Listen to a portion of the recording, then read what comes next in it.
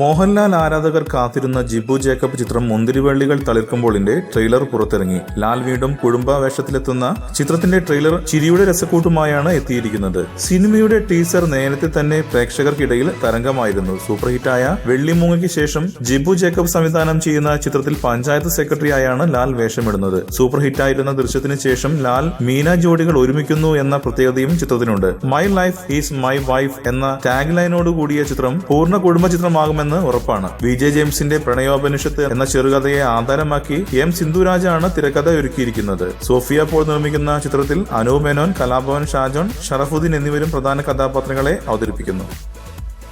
കൂടുതൽ സിനിമാ വാർത്തകൾക്കും വിശേഷങ്ങൾക്കും ഇപ്പോൾ തന്നെ സബ്സ്ക്രൈബ് ചെയ്യൂ മലയാളം ക്രിയേഷൻസ്.